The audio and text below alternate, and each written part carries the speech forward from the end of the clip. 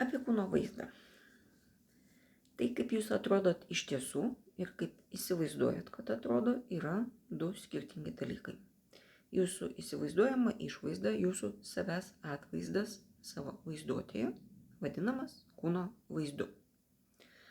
Pozityvus kūno vaizdas, teigiamas savo išvaizdos vertinimas dažniausiai reiškia, kad savo kūne jaučiatės gerai, esate patenkinti savo išvaizdą, o pats kūno vaizdas yra daugmaž tikslus. Ar bent jau jį priimat realistiškai. Už tai neigiamas kūno vaizdas paprastai kelia problemų. Žinoma, jei žmogus įsivaizduoja, jog sveria 20 kg daugiau ir jam ar jai tai svarbu, jis ar jį jausis visiškai kitaip, galvos kitaip ir galiausiai elgsis kitaip. Jis ar jį netaip supras savo pastangų rezultatus, nes vis nematys, kad kūnas tvirtėja ir darosi sveikesnis, nes įsivaizduos save vis dar tokį arba tokią pat. Arba dar blogiau. Žmogus ima ieškoti įrodymų aplinkinių elgesyje, kad jie vertina, teisė, bjaurisi to kūnu, kuris yra įsivaizduojamas.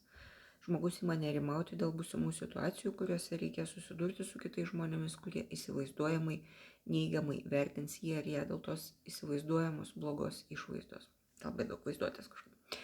Silpnėja pasitikėjimas savimi, žmogus gali imti badauti ar sekinti save diedomis ar didžiuliais fiziniais krūviais. Sergantieji anoreksija net veidrodyje save mato kitokių kūno formų nei yra iš tiesų ir vis dar mato save turinčius nereikalingų riebalų. Tai iš tiesų yra suvokimo iškraipymas. Panašu, kad labiausiai dėl neigiamo kūno vaizdo reikėtų kaltinti photoshopinę mediją.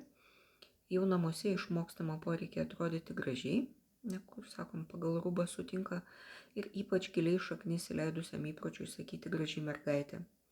Jau 10-metės mergaitės ima rūpintis tuo, kad atrodo negražios. Ir tokio mąstymo nepataiso ne tai, kad visas pasaulis žavisi to žmogaus, aktoriaus ar modelio išvaizda.